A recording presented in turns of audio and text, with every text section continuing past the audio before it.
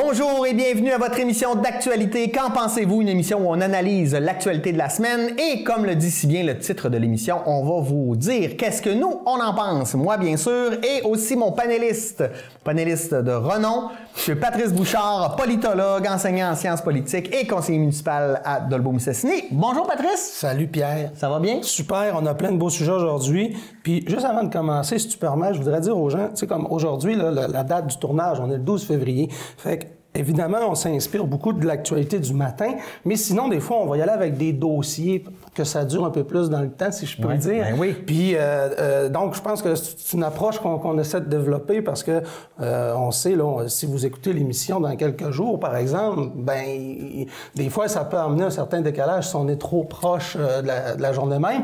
Fait qu'à ce moment-là, c'est pour ça qu'aujourd'hui, on a préparé peut-être certains dossiers là qui...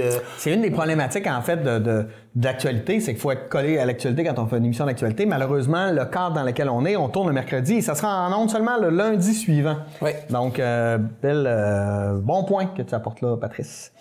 J'aimerais commencer par un petit bravo.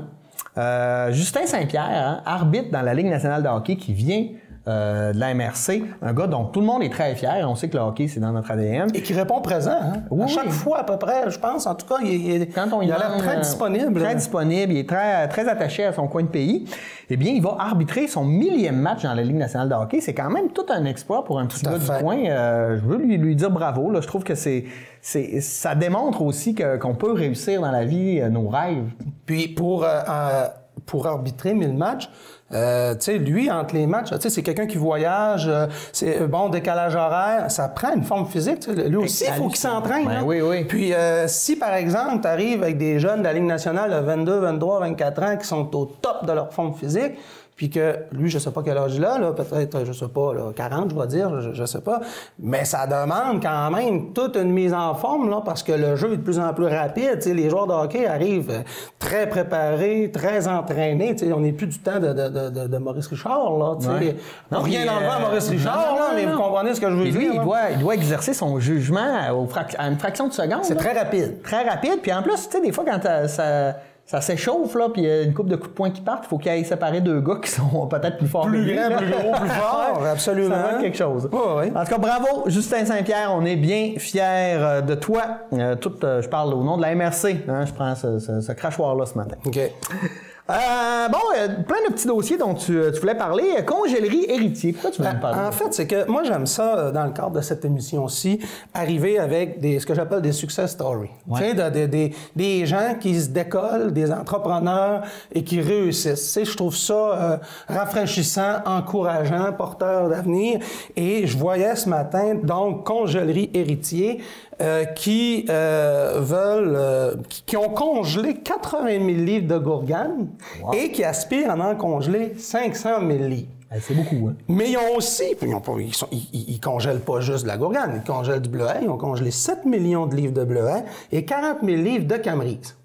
Puis, ce qui est intéressant, c'est que donc, ils ont des projets, ils ont une vision, et les gens qui sont en arrière de ça, notamment M. Jacqueline Drapeau et Émilie Godreau. Moi, je connais pas personnellement Mme Godreau, mais c'est parce que dans la même édition du quotidien d'hier, quelques pages plus loin, on apprenait que Délices du Lac-Saint-Jean, et c'est là que Mme Émilie Godreau entre en ligne de compte, ben ils diversifient le produit parce qu'ils ont vendu dernièrement 1 tonne de bleuet déshydraté en sachet, et du bleuet déshydraté aussi qui peut être enrobé de chocolat. Et c'était comme ce que j'ai compris de l'article, c'est un nouveau produit, c'était comme un test. Ils voulaient écouler 1 tonne, puis finalement, ils l'ont écoulé, mais tout de suite, et non pour la saison ou pour l'année comme ils le souhaitaient. Donc, au-delà de leur espérance. Et en plus, j'apprenais, et ça, je le savais pas, qu'au Délices du Lac-Saint-Jean, on offre des ateliers de mixologie.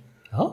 Pour ceux qui veulent se faire des drinks? Oui, semble-t-il, c'est très populaire. Puis, donc, bon, j'imagine que là, eux, ils doivent avoir des recettes inspirées, là, bleuet, boréali, je sais pas trop, là, mais bref, fait que Émilie Godreau, qui, on se rappellera déjà avec sa famille, hein, parce qu'ils sont 3, ont déjà passé à l'émission Les Dragons, qui ont repris Délices du Lac-Saint-Jean, une entreprise qui existait, mais ils ont redonné tout un élan, un essor à cette entreprise-là. Puis, je trouvais que ça méritait d'être souligné, ça. Puis, Autre succès, mais qui n'est pas dans notre MRC, mais qui est du côté de Saint-Prime. On se rappellera, il y a quelques années, la fermeture des industries Tanguay, où ça va être un dur coup pour la municipalité. Et là, on a 2 entrepreneurs, Frédéric Baudouin et Sandra Côté, qui ont été patients, ont repris la bâtisse pour faire, je dirais pas un incubateur, mais oui, un peu comme un incubateur. Ils ont mis aux normes la bâtisse et présentement, la bâtisse, elle est pleine. Il y a 10 entreprises, 75 emplois, c'est 90 000 pieds carrés. Puis là, ils se tournent vers l'avenir en disant, bon, est-ce qu'on va agrandir? Est-ce qu'on va bâtir une autre bâtisse? Écoutez, pour Saint-Prime, là... Ouais, c'est génial. C'est 75 emplois. Tu sais, t'occupes un lieu qui était...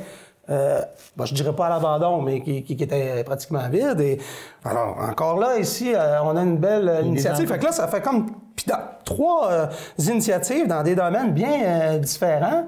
Alors, je trouvais important de le souligner et de féliciter les gens qui sont en arrière de ça. Oui, parce que, tu sais, on parle qu'on a besoin d'entrepreneurs, on veut diversifier notre économie. Un exemple. C'est exactement ça. Puis pour la municipalité comme Saint-Prime, écoute, c'est des taxes qui rentrent, c'est beaucoup de choses. C'est un dynamisme aussi économique qui se retrouve dans la municipalité. Là, oui, parce que il faut bien comprendre que 75 emplois à Saint-Prime, toute proportion gardée, là. Je m'imagine, ça doit bien en valoir 700 à Montréal, là. Tu sais, je veux dire, à toute proportion gardée, c'est majeur. C'est beaucoup, là. Quand même. Donc, voilà. Bravo. On va parler aussi de... C'est Sarton Rock aussi qui font... Autre bonne nouvelle, du côté de Domaine 03 aussi, mais on parle d'une phase 2, 40 millions de dollars, qui vient augmenter les capacités de production. Ce que je crois comprendre aussi, c'est qu'ils vont faire... ils vont... j'allais dire l'élevage, c'est pas l'élevage, mais la culture de bouture, je sais pas trop, là, pour augmenter leur production. Et avec cet investissement-là, dans le journal, on parlait de 85% de la production de cocon pour le Québec, pour les besoins du Québec, vont venir de Serre-Toundra, principalement dans les GA. Quand même. Fait qu'on limite, qui l'aurait cru, là, quelques années, là, ça, puis il y a eu beaucoup de choses qui se sont dites sur Serre-Toundra, à tort ou à raison, peu importe, je veux pas embarquer là-dedans, mais force est de constater. Puis écoutez, je pense que c'est 80% des travailleurs sont guatémaltèques ou colombiens, ou bon, bref, qui viennent de l'international. D'ailleurs, ça avait soulevé là, les passions quand les propriétaires se sont porté acquéreur du presbytère à Saint-Félicien pour le transformer en hébergement. Il y avait eu tout un débat du côté de Saint-Félicien par rapport à ça. En même temps, si tu remplis ton presbytère, qu'il y a 40 personnes qui sont proches des services, qui animent ton centre-ville en quelque sorte, c'est pas rien ça. Alors, on est obligé de dire qu'encore une fois ici, on a une bonne nouvelle, puis ça va porter... je sais plus combien d'emplois, là, on parlait de quelques dizaines, là, je sais plus si c'est 60 ou... OK. Mais quand même... 70 emplois, plus les existants. Fait qu'on se ramasse avec une serre de peut-être éventuellement 200 employés et plus. Non, puis c'est un beau modèle, je trouve, parce que, tu sais, ils récupèrent, entre autres, la chaleur de l'usine pour se chauffer. Il y a tout l'aspect traçabilité, tu sais, je veux dire, ton cocombe, là, s'il vient pas de l'extérieur du Québec, il fait toujours bien moins de kilométrage. Clairement. Moins de transport, ça brise moins route, moins d'émissions de gaz à effet de serre, tu sais, à bien des égards... Oui, puis j'entendais une entrevue avec Luc Gibbons, là, le maire de Saint-Félicien, qui disait en plus, tu sais, eux, ils avaient investi, ils avaient prêté de l'argent à 2 millions, et là, ça va être remboursé plus rapidement parce que ça va bien. Fait que c'est positif parce que des fois, tu le sais, dans une municipalité... il y a des risques. T'as des risques, mais tu veux investir, tu veux être stimulant, puis quand ça fonctionne, écoute, on a le droit de se dire bravo aussi. Tout à fait. Fait que je trouve ça important de prendre un moment dans cette émission-ci pour souligner des bons coups et des bonnes nouvelles. Parce qu'on les connaît, les problèmes, là, tu sais, la démographie, le manque de main-d'œuvre, la diversification économique. Ça fait des années qu'on nous parle de ça, puis je veux pas minimiser ça. Mais à un moment donné, là, faut en sortir un peu, puis faut avoir un discours positif aussi. Ouais. Je veux parler, moi, on va aller du côté de la culture d'un autre success story qui se nomme Sébastien Pilote, réalisateur qui fait ses films dans la région ici, qui est très dynamique, porteur de projets culturels importants, qui a fait le tour du monde avec ses films. Et là, il va, on le sait depuis un bout, il va son prochain film, Maria Chapdelaine, qui va faire au Lac-Saint-Jean. Il a fait un appel d'ailleurs, si vous voulez être figurant, vous pouvez appliquer, aller passer des auditions pour être figurant. Mais c'est très dynamisant aussi pour un secteur comme ici, où on voit pas souvent ça. On n'est pas à Montréal ou à New York, où des tournages de cinéma, il y en a 40 par jour. Là. Donc, c'est intéressant pour la population de voir tout le fonctionnement. Et lui, il est fier de où il vient et il nous démontre... Il tient aussi de filmer en région. Ouais. Puis il nous démontre que le cinéma, il peut se faire ici en région, puis le cinéma de grande qualité. Puis en plus, c'est qu'on se rappellera, à l'époque du film Le Vendeur, il y avait une partie du film qui était tournée à Dolbeau-Mistassini. Mais là, c'est 100%. Je veux dire, l'équipe va être installée du côté de Saint-Félicien. On parle de Roberval, Saint-Félicien, Normandin, Val-Jalbert. Ouais. Et là, on parle d'une production de 7 millions. Là, à l'échelle québécoise, là, 7 millions, c'est important. C'est beaucoup d'argent. C'est important. Puis là, en plus, le sujet, c'est un thème qui moi, vient me chercher. Tu sais, à quelque part, c'est identitaire, là. C'est le sentiment d'appartenance. C'est ce roman-là qui a mis le Lac-Saint-Jean sur la carte du monde, d'un. On en parlait, entre autres, la semaine dernière, toute la problématique avec le musée Louis-Aymon, comment l'amener au centre-ville de Péribon. Non, mais tu sais, c'est très dynamisant et de remettre cette œuvre-là qui est majeure pour le Québec au goût du jour, moi, je trouve que c'est... Puis c'est pas la première fois. Hein. Il y avait eu, avec Carole Laure, le film de le producteur Gilles Carle. Et certainement une autre version avant. Mais en tout cas, là, on a bien hâte de voir au goût du jour. Puis, t'en parlais la dernière fois qu'on a discuté ensemble sur ce plateau, de la qualité de l'image, hein, Sébastien, la qualité photo, là. La direction les paysages photo sont magnifiques. Ouais. Moi, je me rappelle, entre autres, là, dans le démantèlement avec les collines à Saint-Cœur-de-Marie et tout ça, avec le soleil, c'était magnifique. Oui, c'est vrai, c'est magnifique. Fait que bravo aussi, Sébastien Pilote, pour les beaux projets. Continue de nous rendre fiers de notre région et nous, on va être fiers de ton travail. Voilà. J'en suis certain. On va rentrer dans un dernier petit sujet au niveau du Lac-Saint-Jean. On a un criant besoin de famille d'accueil au Lac-Saint-Jean. Pour les enfants, pour aussi des personnes en difficulté. Donc, vous pouvez, si vous désirez devenir famille d'accueil, on a besoin de gens pour accueillir des personnes qui ont des besoins.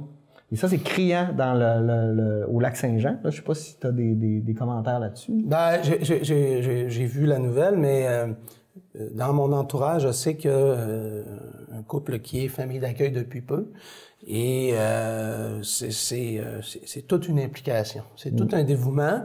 Puis, je pense qu'ils vivent une belle histoire. Tu sais, au-delà des fois de ce qu'on a pu entendre, on s'attache des fois, et là, l'enfant doit quitter, retourner dans sa famille biologique ou pas, mais je veux pas embarquer là-dedans. Mais ce que je comprends du cas, moi, que je connais, c'est que c'est une belle histoire, puis je vois le travail qu'ils font, puis ils contribuent vraiment positivement, puis l'enfant en question, je pense qu'il est bien chanceux. Ouais.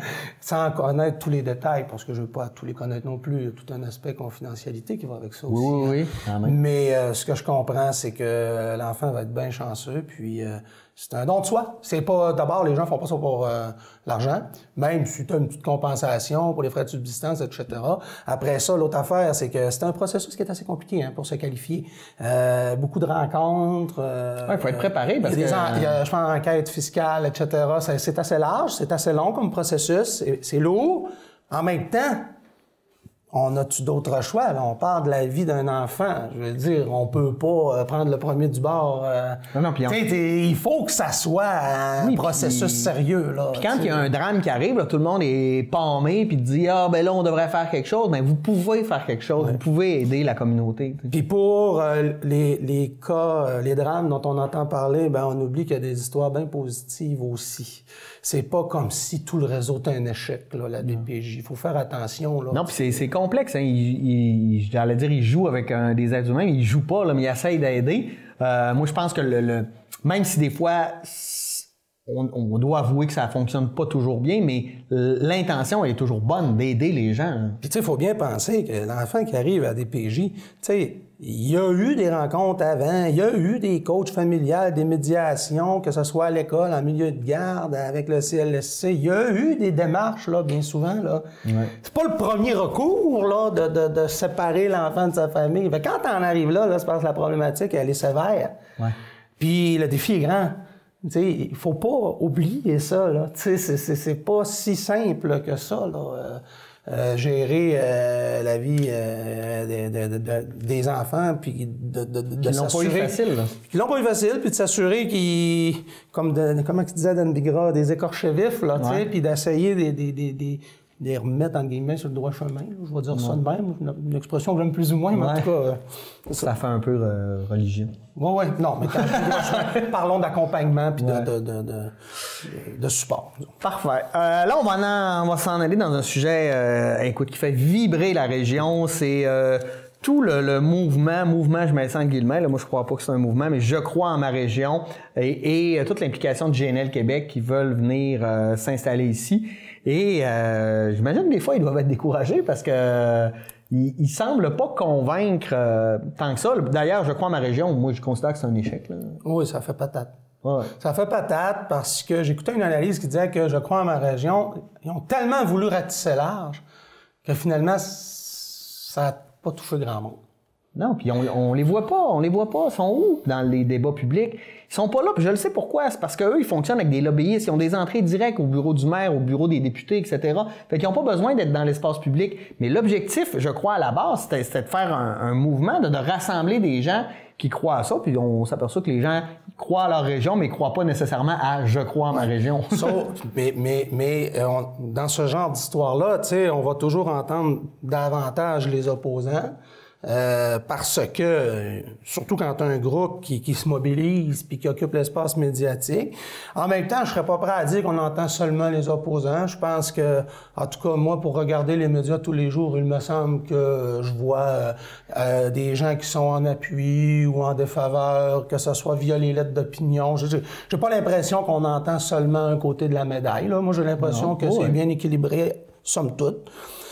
Parce que quand tu parles aux opposants, ils vont dire qu'on entend juste le promoteur. Si tu parles à ceux qui sont pour, ils vont dire qu'on entend juste ceux qui sont contre. C'est pas vrai, là. Moi, je pense que la vérité est entre les deux, là. Puis, tu sais, puis ça fait ressortir un élément dont j'ai entendu parler. Rappelez-vous, à l'époque, les conférences régionales des élus. Oui. Où tu avais des élus, des représentants de la société civile. Ça manque, ça. On en a un exemple, là.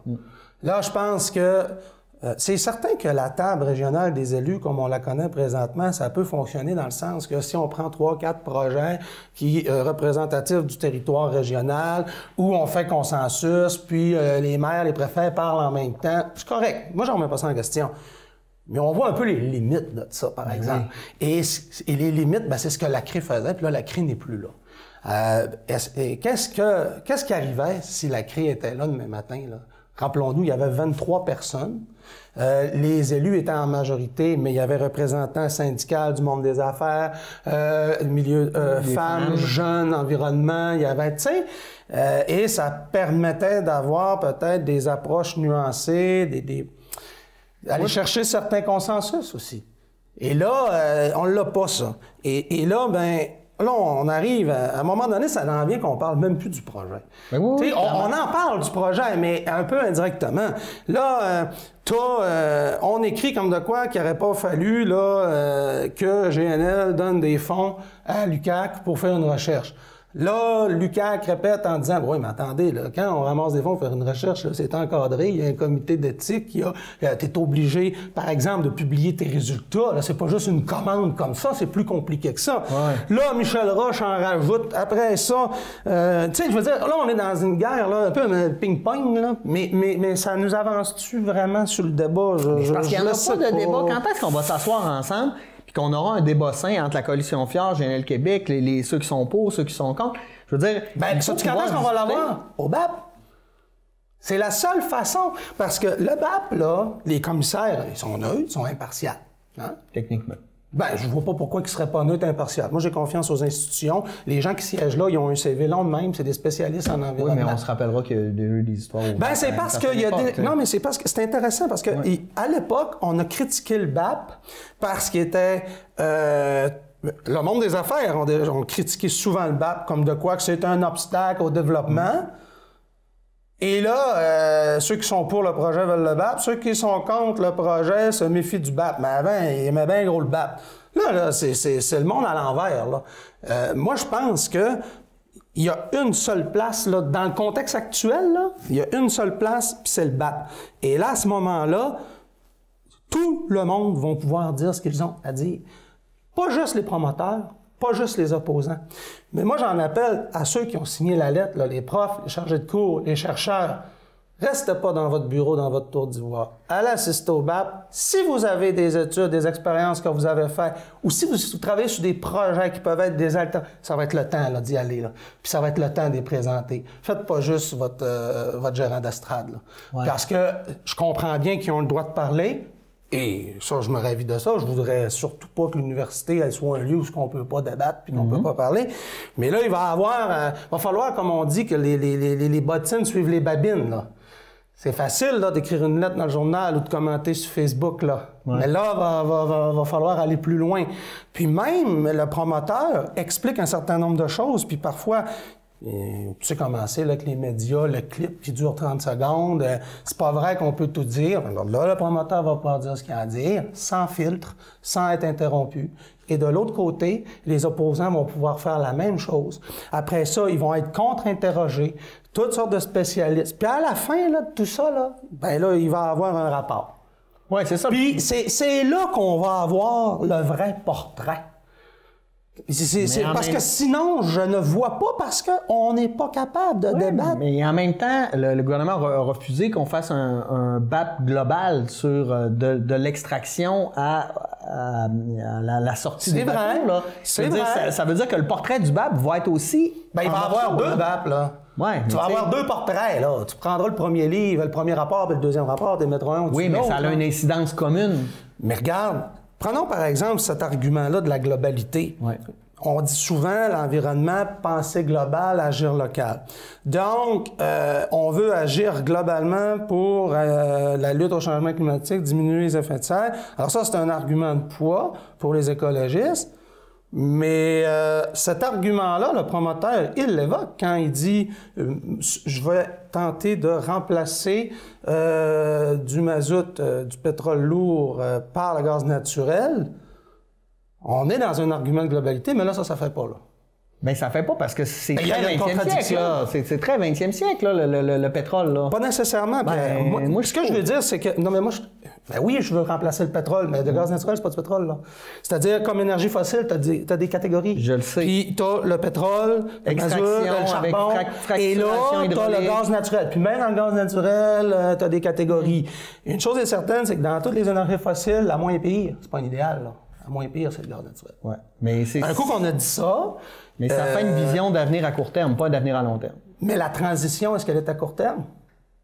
La transition, il faut qu'elle se fasse maintenant, il ne faut pas qu'elle se fasse dans 50 ans. Absolument, sauf que demain matin, là, même si tu voulais faire plus d'éoliennes et plus de panneaux solaires, ça demande des productions énergétiques, une production énergétique que les énergies renouvelables ne sont pas capables de produire. Tu vas avoir besoin d'énergie fossile. Non, parce que ça fait 50 ans qu'on attend avant de poser les actions. Mais moi, je pense que le GNL, avec son projet, c'est un début de solution, mais c'est pas la solution.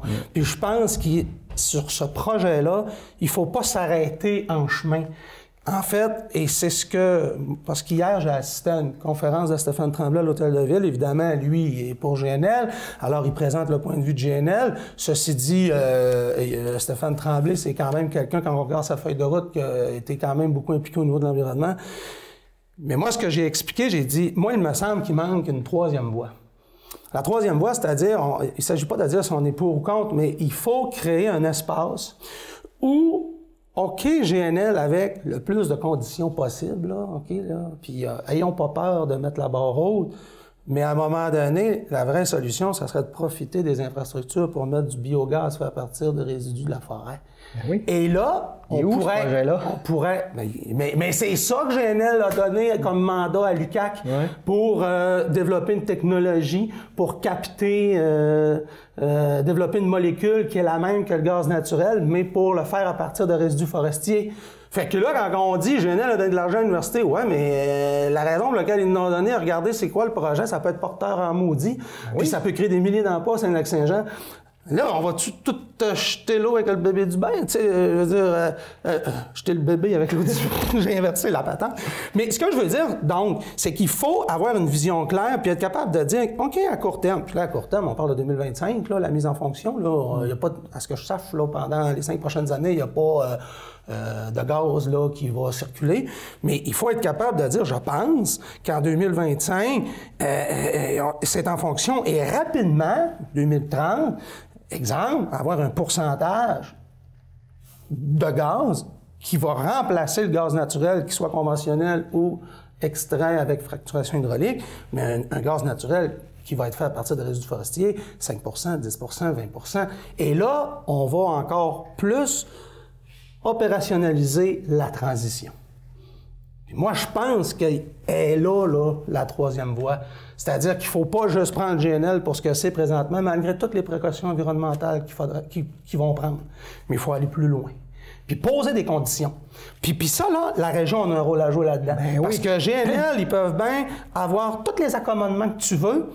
Ben ça va prendre une mobilisation régionale pour dire « OK, là, mais nous autres, on le bonifie, votre projet, puis on va faire en sorte que ça prenne cette traque-là. » Moi, je pense que c'est à peu près la seule façon de rallier. Je suis d'accord, là, il faut poser des conditions, mais l'impression que j'ai, c'est qu'il y a un certain aplaventrisme là, des décideurs politiques et économiques de face à l'investissement, l'économie, investissement, et puis là, on pose pas de conditions, au contraire, là, on va donner tout ce qu'on peut donner. On l'a vu avec l'hydroélectricité, on l'a vu avec à plein de niveaux. Là. Peut-être qu'on pourrait faire de quoi, Pierre? On a parlé du BAP tantôt. Ouais. Moi puis toi, on est des citoyens. Moi, je suis pas un spécialiste de questions énergétiques, là. Je suis pas chimiste non plus. Mais peut-être qu'on pourrait... serait beau, hein, Saro?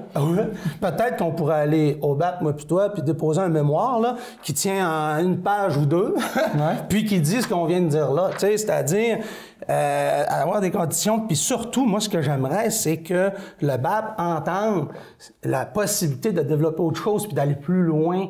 Puis à ce moment-là, peut-être que ça pourrait faire partie de leurs recommandations, puis que ça pourrait être repris par la suite. Bien, clairement, mais là, ça va prendre une pédagogie, parce qu'en ce moment, c'est pas de ça qu'on nous parle. Hein. En ce moment, ce qu'on sait, c'est que c'est de la fracturation hydraulique qui est à l'autre bout du Canada, qui s'en vient dans des tuyaux, qui a des risques, et puis là, on parle pas des belugas, puis on parle pas de la défiguration du fjord. Il y a plein d'aspects. Oui. Et là, à un moment donné, il va falloir avoir un débat sain.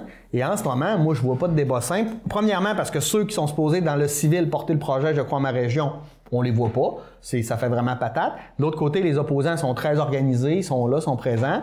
Là, d'un côté, tu as les décideurs publics qui donnent même de l'argent pour en faire la promotion, de l'argent public. Moi, j'ai un peu de mal avec ça. C'est une autre histoire. On a vu ce matin, Promotion Saguenay, 42 000 en juin 2019. On comprend bien la mission de Promotion Saguenay, qui est d'accompagner les promoteurs, puis faire du démarchage, puis attirer des investissements. Mais, règle générale, tu sais, dans un sujet comme celui-là, il aurait peut-être fallu je dirais pas qu'ils se mettent un peu en retrait ou que...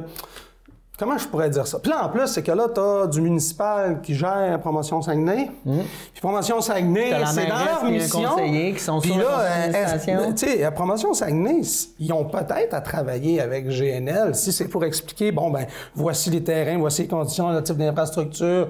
Mais est-ce qu'ils ont à travailler sur l'acceptabilité sociale? C'est peut-être bien plus le rôle de GNL. Puis de toute façon, ils le font déjà, GNL. Oui, ils font déjà une campagne, ils font déjà des publicités. Oui. C'est ça qu'ils essayent de faire. Ils ont 24 lobbyistes d'engagés. Ils n'ont pas besoin de la Ville de Saguenay d'engager des lobbyistes en plus. Absolument.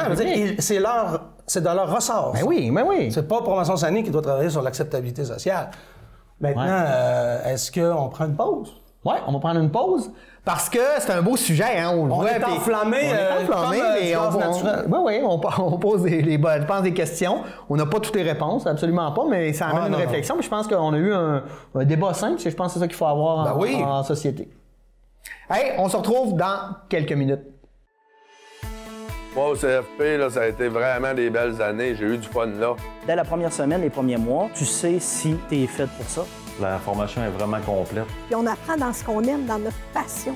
Chaque fois que j'allais à l'école, je savais que j'allais pratiquer un domaine qui me passionne. J'avais des professeurs qui étaient hyper stimulants. C'était la première fois que je tissais des liens avec des enseignants. Tout allait coller à partir de DEP.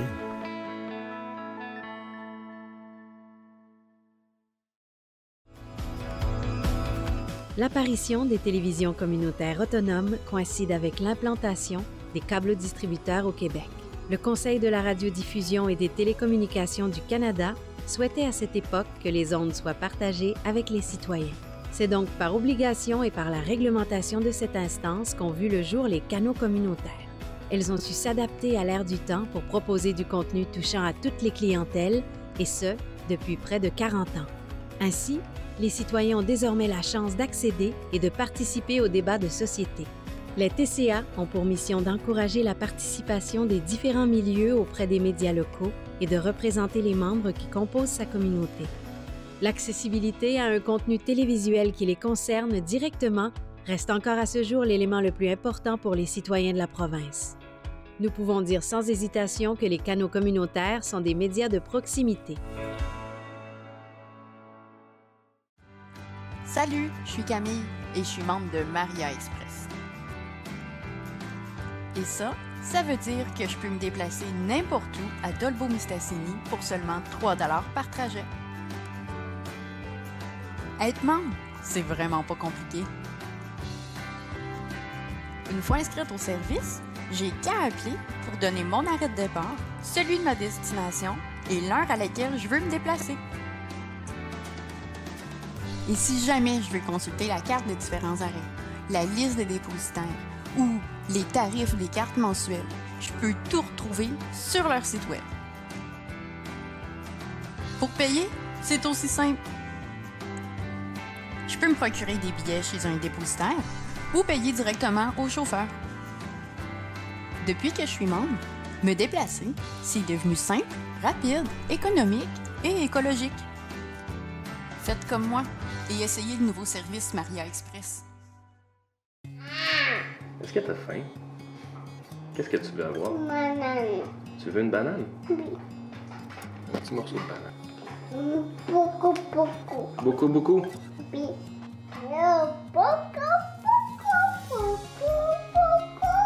Beaucoup? Qu'est-ce que tu veux? Banane. Encore une banane? Oui.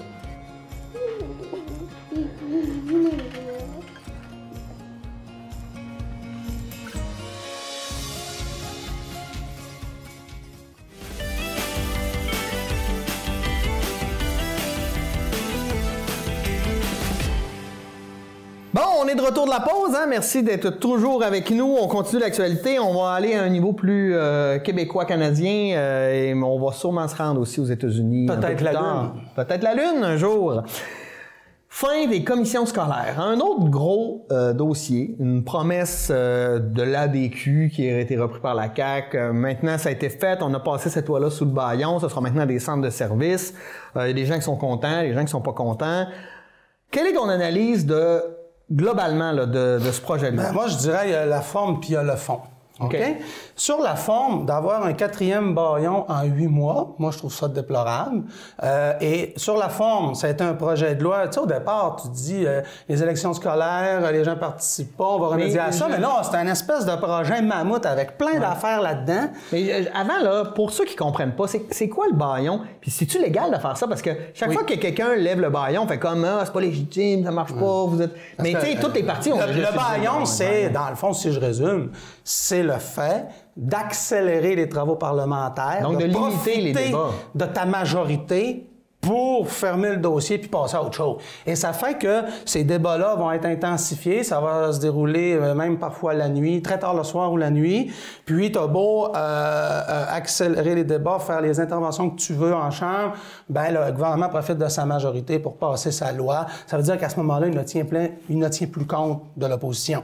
Dans la justification que François Legault a fait, il a dit, écoutez, ça faisait une centaine d'heures qu'on parlait, il y avait de l'obstruction, c'est toujours ce qu'un gouvernement a dit quand il utilise le bâillon. Mais on a vérifié, puis c'est pas 100 heures, c'était 58 heures.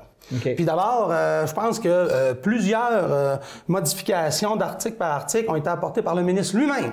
Fait que, à la limite, je te dirais que c'est même lui qui a fait que ça prenait plus de temps. Puis, à la dernière minute, jusqu'à la dernière minute, on a ajouté des articles de loi, des amendements qui ont une grande importance, qui ont une conséquence. Alors, sur la forme, là, pour moi, ça n'a pas la note de passage parce que et en fait, ça nous fait penser à la réforme Barrette, mais en éducation, où on centralise, où on est dans une guerre de structure. Et il y a autre chose qui va avec ça, là, c'est-à-dire les centres de services vont remplacer les commissions scolaires. Il n'y aura plus d'élections scolaires, mais des membres de conseil d'administration, 5 parents, 5 professionnels, enseignants, 5 ensuite représentants socio-économiques. Alors là, il va tout avoir un jeu de nomination, d'élection, etc. Et là, on apprenait que si jamais, par exemple, une commission scolaire veut construire une école et qu'il y a un litige avec un terrain, on peut prendre le terrain sans donner aucune compensation à la municipalité. Là, je vous rappelle, ce sont des gens non élus qui prennent un terrain qui était géré par des gens élus. T'sais, moi, je vois un problème par rapport à ça. Ça s'est fait sans aucune consultation auprès du monde municipal comme l'UMQ, la FQM, qui sont les deux principales organisations. Après ça, il y a aussi le fait qu'il se dessine d'autres choses. Là, on veut centraliser les achats pour le gouvernement. Et ça, je vois pas, mais vraiment pas en quoi ça peut aider les régions. Parce que une commission scolaire, avant, pouvait acheter ses fournitures sur son territoire. Alors là, il n'y a absolument rien qui garantit ça. Donc, à ce moment-là, on peut penser que pour certaines petites entreprises ou des entreprises qui distribuent moins, ça va être plus difficile de se qualifier. Donc, il y a peut-être des contrats qui vont se perdre. Bon, on voit un peu là. Puis tout ça m'amène à l'idée que c'est un gouvernement qui a été élu à cause des régions. Et je me questionne sur le bilan. Parce que vous allez me dire, « Ouais, mais les prochaines élections, c'est pas tout de suite. » Ouais, mais attendez, il faut se questionner quand même, là. Parce que là, à part quelques mesurettes à gauche et à droite, 4 subventions, là, ça va être quoi le bilan de ce gouvernement-là pour les régions? Parce qu'il a été critiqué pour son approche du programme d'expérience québécoise. On a vu les cégeps de région, notamment, dire, « Hey, wow, touche pas à ça. » Les commissions scolaires où se concentralisent. Moi, je regardais combien de fois le gouvernement de la CAQ, du temps qu'il était dans l'opposition, a critiqué. Je ne sais pas à combien de fois, Dr Barrette, sa réforme de la santé, on s'est donné un objectif, hein, à l'urgence, pas plus que 90 minutes. On est complètement à côté. Et finalement, la ministre, elle reconnaît, même si elle vient du domaine de la santé, reconnaît que c'est plus difficile que c'était. Mais ce que je trouve terrible, c'est qu'on fait encore des promesses là-dessus, puis des campagnes là-dessus, quand on sait que c'est tout un morceau là, à gérer. Fait que, et là, je vous ai pas parlé des milieux humides, hein, une loi qui se fait déposer. Parce que moi, les gens que je connais dans le municipal, là, ils savent c'est quoi un milieu humide, puis ils comprennent le rôle que ça joue, puis ils savent que c'est important. Mais quand tu arrives avec une carte qui est établie, qui est adoptée, ou si tu regardes, par exemple, le Boom-Cessny, on est tous dans un milieu humide, fait que là, c'est quoi, on met une cloche de verre, on fait plus rien? Ouais. Ça veut dire qu'il y a eu un manque de consultation encore là. Est-ce qu'il pourrait y avoir des gradations de milieux humides, des compensations, des ci, des ça pour... Des solutions. Alors, on est dans la CAQ, je mets mes culottes, puis go, on décide. On réalise nos promesses. Ah, ouais. On fait ce qu'on dit, on dit ce qu'on fait, puis ça va bien. Sauf que là, ce que je vois aussi, c'est que la CAQ est en train d'investir son capital politique. Parce que les deux principaux partis qui étaient les libéraux et le PQ, n'ont pas de chef. Puis QS, malgré le fait qu'ils ont deux co-porte-parole, malgré que de leur côté, il n'y a pas de contestation de quoi que ce soit là, à l'interne, ben on voit qu'ils ont un peu de difficulté quand même à faire contrepoids au gouvernement. Ce qui fait que là, le gouvernement a beau jeu, il est à 51 % dans les sondages, notamment chez les francophones, un peu plus, tout va bien. Mais là, à un moment donné, c'est ça. Là, on gaspille nos cartouches, là, notre capital politique, puis à un moment donné, ils ne pourront plus faire ça. Puis quand les forces en présence vont avoir des chefs, puis que la vraie élection va commencer à se préparer, ça va être différent. Alors, moi, c'est un peu là que j'en ai contre la CAQ. On est... Malgré le fait que ça a été élu par les régions, on est encore dans des élans de centralisation. On veut aller vite, on n'écoute pas les experts. On parlait, moi et toi, à un moment là, du troisième lien. Et là, ça va coûter cher, cette affaire-là. Il y a des experts qui disent « pas sûr ». De toute façon, toutes les expertises le démontrent. Plus tu vas construire de routes, plus il va y avoir d'auto, donc ça ne réglera pas le problème. Il y a des expériences partout dans le monde qui l'ont démontré. Ça va le soulager pendant 5 ans, puis après, ça va recommencer. Je veux dire, ça vaut-tu 3 milliards, ça, soulager pendant 5 ans? À Houston, ils ont passé d'un 4 voies à un 8 voies. Ça a pris 3 ans, c'était 2 fois plus bouché. À part d'encourager l'étalement urbain. Ben, c'est ça. Donc, c'est là que j'en ai un peu, là. Puis je prends la réforme des commissions scolaires, mais je crois que ça fait ressortir autre chose. Puis la lune de miel, rappelons-nous, même la lune de miel du gouvernement Trudeau, elle a duré longtemps. Hein? Puis on a vu comment dans les 6 derniers mois, tout ça... c'est une éternité, 6 mois en politique. C'est ça. Parizeau disait, 1 mois en éternité, c'est long, 6 mois, c'est une éternité. Ouais. Fait que, et là, ben, ça m'amène à te parler, donc ben, j'ai parlé de la CAQ, mais on va quand même parler un peu de ce qui se passe au Parti québécois, parce que, tranquille, je trouve, au niveau de la course à chefferie des libéraux. Bien, très tranquille. Très tranquille. On a 2 candidats déjà d'annoncer. Je ne pense pas qu'il va y en avoir d'autres. Là. Ça semble être réglé pour eux. Et pour le Parti québécois, présentement, depuis la dernière fois, on s'en est parlé, il n'y a pas grand-chose qui a changé. Sinon que c'est officiel maintenant. Sylvain Gaudreau, on le savait. Plamondon, on le savait. Bastien, c'est annoncé, c'est officiel. Ça, on s'en doutait, mais c'était pas officiel la dernière fois. Guy Nantel, est censé donner... Excusez-moi, je me gratte la main. Guy Nantel est censé s'annoncer pour la Saint-Valentin. Alors, il nous reste 2 jours, 2-3 jours. Alors, on serait censé avoir une réponse définitive de sa part. Et on se rappellera aussi que depuis qu'on s'est vu il y a 2 semaines, Stephen Enfield, qui était pressenti, a donné son appui à Sylvain Gaudreau. Ça a certainement dû être apprécié dans le camp Gaudreau. Là, ça peut donner un élan. Et ce qu'on voit aussi, c'est de ce temps-ci, au niveau des chroniqueurs politiques, ben on prend, je dirais pas qu'on prend position, mais on commente. Puis, oui, dans certains cas, on peut dire qu'on prend position. Oui. Claude Villeneuve a clairement pris position. Là. Claude Villeneuve, cette semaine, avec son texte Force tranquille, qui dit que, tu sais, dans le fond, là, je le paraphrase, Sylvain Gaudreau, il n'est pas dans le fla-flat, un gars de résultats, gars de dossier, sérieux, étape par étape, il gagne, c'est un gars de terrain aussi. Un gars de terrain. Et il faisait ressortir un élément que je trouvais très intéressant. Sylvain a parlé d'environnement puis de solidarité sociale avant d'être député, puis depuis qu'il est député, bien avant d'être candidat à chefferie. Ouais. Alors, quand je vois ça, et que je mets en parallèle la sortie de PSPP, Paul Saint-Pierre Plamondon, qui dit, dans le fond, qui critiquait la position des dernières années du Parti québécois en matière d'environnement, même si moi, je trouve que c'était vraiment une position très étoffée, là, qui avait l'appui d'ailleurs de plein de groupes environnementaux. Alors, c'était, je crois, une façon pour lui de donner une jambette à Sylvain Gaudreau, qui était le porte-parole en matière d'environnement et d'énergie.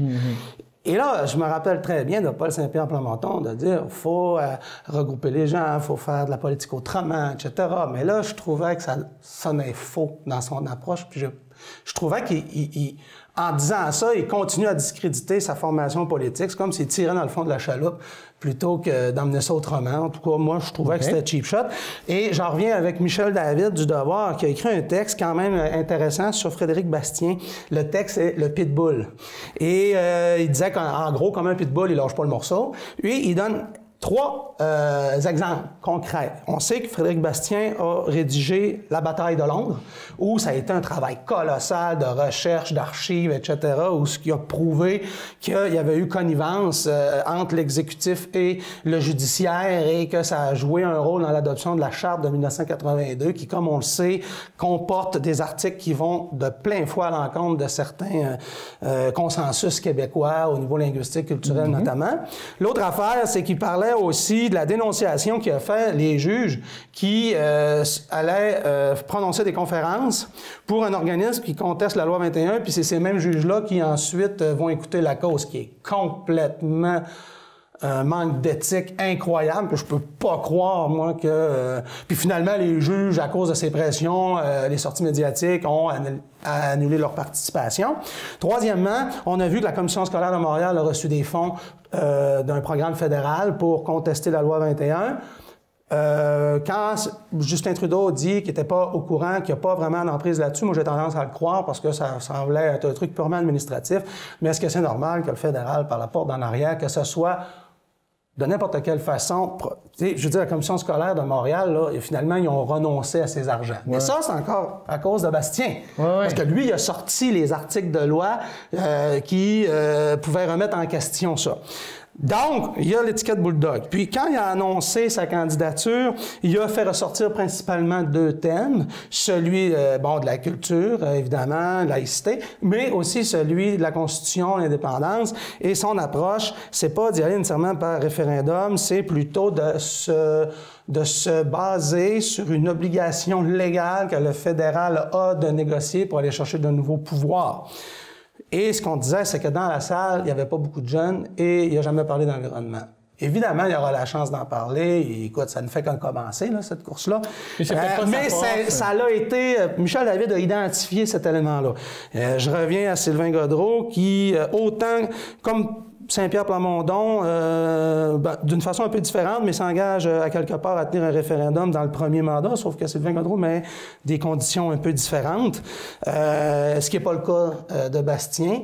Puis je vois Godreau qui parle beaucoup d'environnement aussi. Bref, ce que je vois, moi, c'est que Godreau est en train d'essayer de faire le pont entre les positions de tout un chacun, là. Puis à quelque part, c'est ça, un chef. C'est rassembleur. Il faut réussir. Tu sais, la personne qui va être élue chef, il faut bien comprendre qu'il va falloir qu'elle ait pigé des idées dans le programme des autres si tu veux rassembler. C'est parce que sinon, tu te divises. Puis bon. Alors, c'est ça que j'avais à dire par rapport à la chefferie à suivre. Puis en passant, le 27 février, au Coureur des Bois, Sylvain Godreau va être à Dolbeau-Mistassini. J'en profite pour vous inviter. Course à la chefferie du Parti conservateur du Canada. Il me semble que depuis que tout le monde a dit qu'il se présentait pas, il se passe plus rien. Ben oui, Ronan Bro, Jean Charest. Mais là, il n'y avait pas M. Baird, John Baird, qui, le nom, ce qui viendrait mettre un peu de piquant à la course, parce que là, ça risque d'être tranquille. Il va rester seulement Peter MacKay. Et des gens que je connais pas. Et vous savez qu'ils doivent ramasser 300 000 les gens, les candidats, pour être... Bon, évidemment, c'est d'un océan à l'autre. On s'entend, c'est pas le même genre de campagne qu'à l'échelle québécoise. Mais juste pour comparer, le Parti québécois, pour les libéraux, je connais pas le chiffre, mais je sais que le Parti québécois, les candidats à la chefferie doivent faire un dépôt de 10 000 puis ensuite un dépôt de 15 000. On est assez loin du 300 000 exigé. Et je pense qu'ils voulaient éviter, comme la dernière course, où il y ait 400 candidats qui soient là. Je pense qu'il y en avait 14 ou 16 en affaire de même. Va faire un débat, toi, à cette heure. C'est impossible. Tout le monde dit une phrase et ça fait 2 heures Et qu'on c'est parle, aussi tranquille là, du côté conservateur. Il me semble que ça fait longtemps qu'on n'a pas parlé. Un peu comme les libéraux. On peut voir parfois des prises d'opposition ici et là de certains candidats, mais évidemment, comme je disais, c'est encore tôt. Puis je pense que les libéraux, tant qu'à eux, vont élire leur chef, je pense, un mois là, avant le Parti québécois.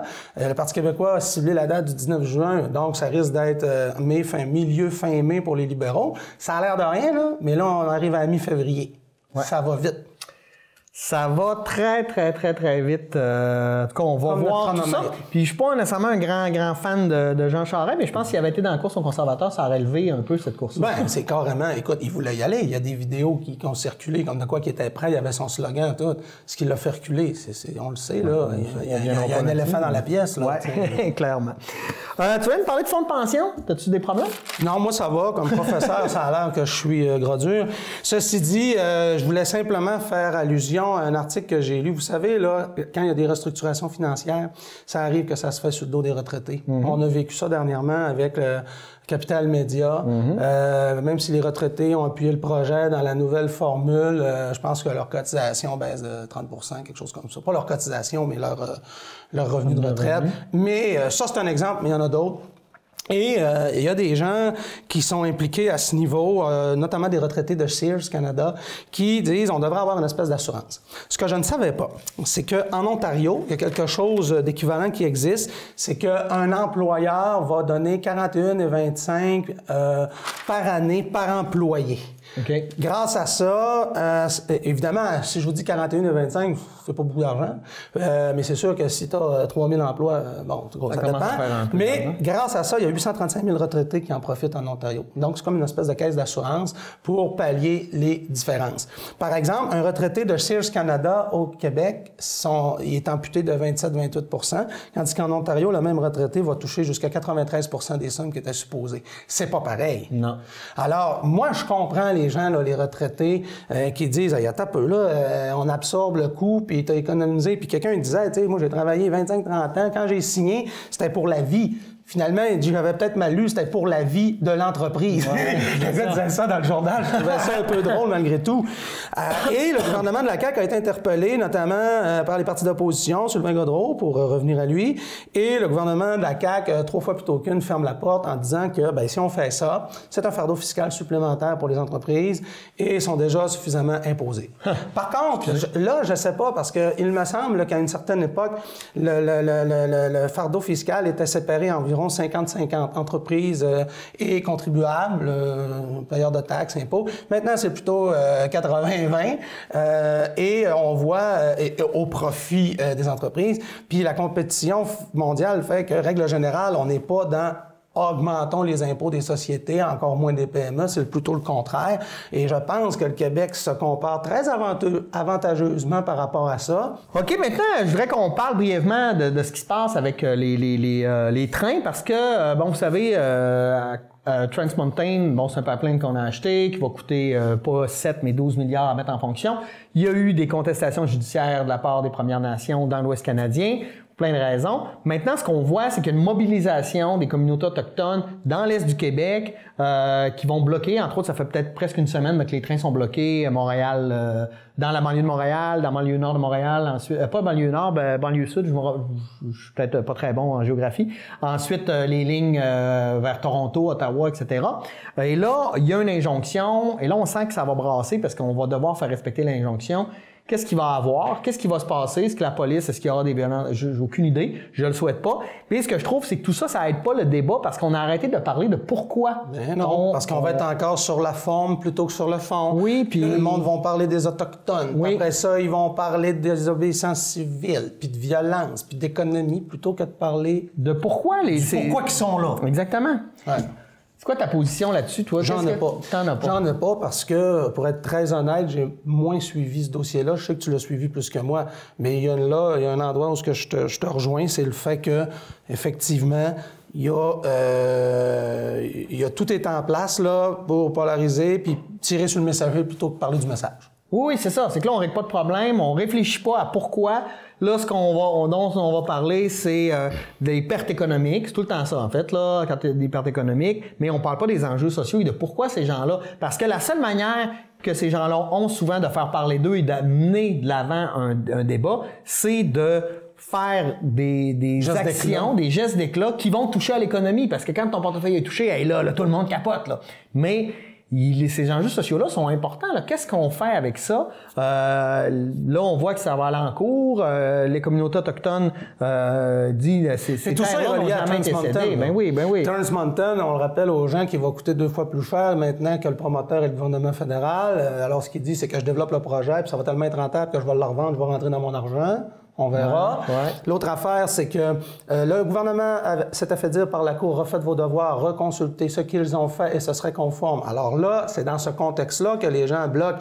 Alors là, jusqu'où aussi ils sont représentatifs du milieu? Est-ce que c'est un groupe autochtone ou si c'est un groupe qui représente tous les Autochtones? Ouais, parce ça, que je le sais pas. Là. C'est un peu loin de nous. Là, oui, c'est ça. Mais eux, ce qu'ils disent, c'est qu'ils n'ont jamais cédé ces terres-là. Donc, techniquement, c'est pas des terres de la couronne. Fait que, en tout cas... Mais là, ça dépend. S'il se fie sur la proclamation royale de 1763 pour dire ça, ça risque d'être difficile. Ouais. Ben, tu comprends ce que je veux dire? Pour les Autochtones, c'est toujours difficile. C'est toujours difficile. Fait qu'on va suivre ce dossier-là. On aura sûrement plus de détails dans le courant des prochaines semaines. Dernier sujet important, on va s'en aller aux États-Unis. Ce sont les primaires démocrates qui ont lieu. On a eu l'Iowa il y a 2 semaines. Et puis là, c'était le New Hampshire. En fait, ça commence à être intéressant. Ça commence. Là, on a vu Bernie Sanders qui a remporté le New Hampshire hier. Là, je me suis préparé des chiffres. Parfait, j'aime ça. Alors, sur la ligne de départ, il y avait 28 candidats démocrates. Ça n'a pas de bon sens. Bon, finalement, je pense que pour ce qui est de la primaire d'hier au New Hampshire, il y en a eu 12 qui ont participé, puis à la fin, il y a une personne qui s'est retirée. Donc, on se ramasse quand même que Iowa, c'est fait, avec les nombreux cafouillages. New Hampshire, il en reste beaucoup, ça va aller jusqu'en juin. Et présentement, il reste 11 candidats. Ce qu'on a à retenir là-dessus, Sanders mène en vote populaire, mais pas en nombre de délégués. Parce qu'en Iowa, même s'il a gagné le vote populaire, c'est Pete Buttigieg.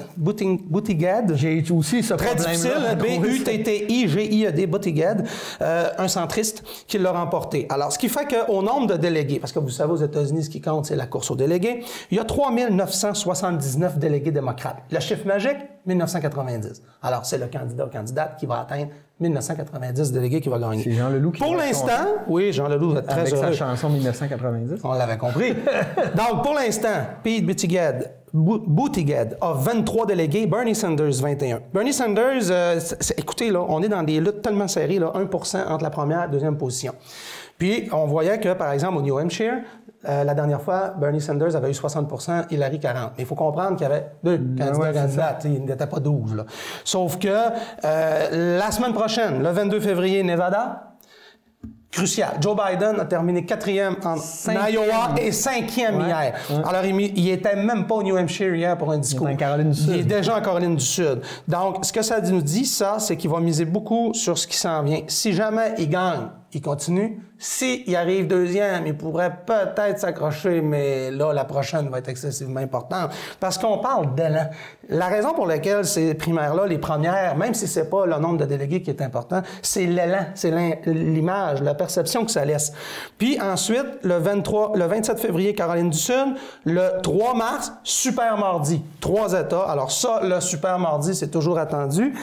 Et tout ça pour dire que, historiquement, un candidat présidentiel démocrate doit remporter une ou l'autre des 2 premières.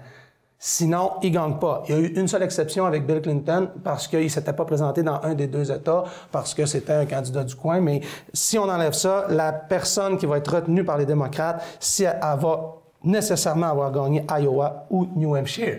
Alors, si on suit la tendance historique, ça ne sera pas Joe Biden. C'est surprenant parce qu'on parlait beaucoup avant ça d'Elizabeth Warren et de Joe Biden, mais j'ai l'impression que Elizabeth Warren est 3e en nombre de délégués. Et là, ce qu'on a vu, c'est l'avancée de Amy Klobuchar. Je me demande si je ne suis pas parent avec de loin.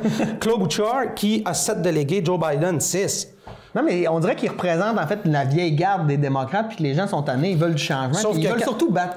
Sauf que quand il va arriver Nevada, Caroline du Sud, où il y a des populations afro-américaines, parce que là, il faut dire que les premiers, c'est très blanc. Là, il va y avoir des populations afro-américaines, hispanophones, là, il risque de faire beaucoup mieux Joe Biden. D'ailleurs, il y a des gens qui représentent les minorités qui disent au lieu de faire les premiers États blancs, on devrait avoir des États en premier qui représentent davantage la population américaine diversifiée parce que ça a un impact là, sur la course.